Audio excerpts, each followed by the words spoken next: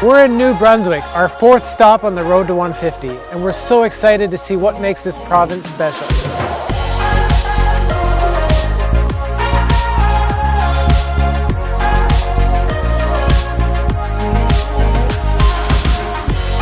We have planned very cool adventures in this province, such as rappelling, ziplining, and kayaking, but I'm also very excited to learn more about the history and discover the amazing views that this province has to offer.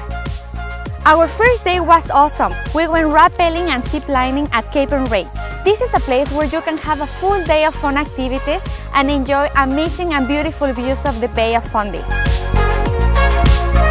First, I was a little bit nervous to rappel down the 142-foot cliff, but by the second and third time, I even tried some tricks and raced Matthew and Justin to the bottom.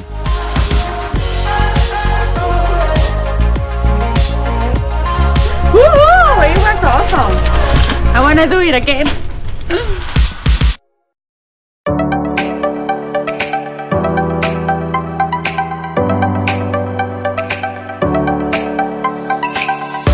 I gotta say that my favorite activity of the day was the zip line.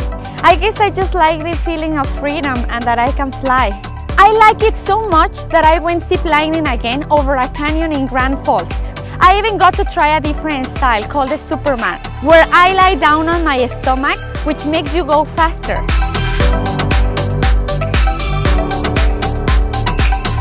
Then we went to Hopewell Rocks, a place where you can truly experience the highest heights in the world, where you can walk on the ocean floor and walk on there and beside these big rocks along the beach. During high tide, however, we got the chance to go kayak around the very same place that we walked just a few hours earlier. One of the coolest parts about kayaking around Hopewell Rocks was getting into all the little nooks and crannies and the little sea caves and seeing the light come in from different angles, and it really felt like such an adventure. Being able to walk on the ocean floor and then kayak in the same place allowed us to admire the rock formations in a totally different way. This unique experience is not found anywhere else in the world.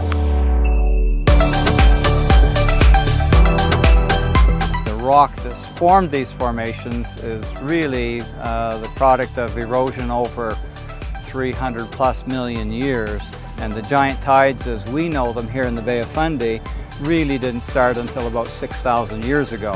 So the real carving and sculpting of these formations has resulted in them becoming the so-called flower pot rocks as a result of that erosion that's taken place over the 6,000 years. Continuing our journey, we couldn't miss our favorite picturesque towns. So we stopped at St. Andrews.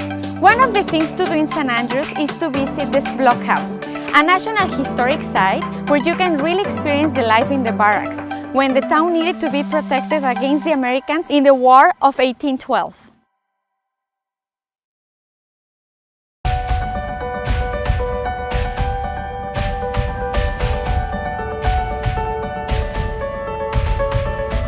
One of the things I love about travel is learning new things. In Fredericton, we learned so much about New Brunswick, but we also learned that Fredericton is the birthplace of the Canadian military.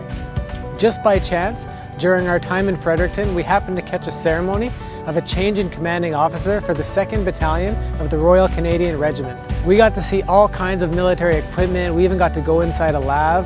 Then we got to see the parade where all the soldiers marched down the street in formation into Officers Square, where they got to welcome in their new commanding officer.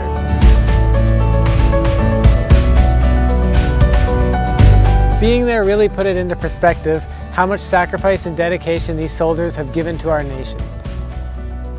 Another surprise was finding out about a place called King's Landing. This incredible place gives you the experience of going back in time to the 1800s, where you get to see how people lived. Actors portray the lives of various villagers, complete with local artisans, historical buildings, and livestock. One of my favorite parts was visiting the local blacksmith, who showed us how to make a nail using the techniques from the 1800s. It was really cool to see him soften the metal in the fire and then hammer it into the shape that he wanted and then cool it off in the bucket of water.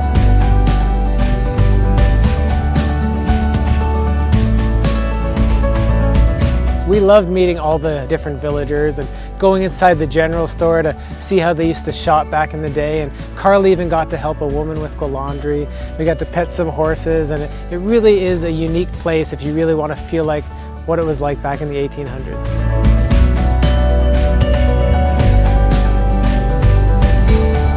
I really enjoyed my time in New Brunswick. We got a little bit of everything: adventure, nature, beautiful views, and of course, interesting history.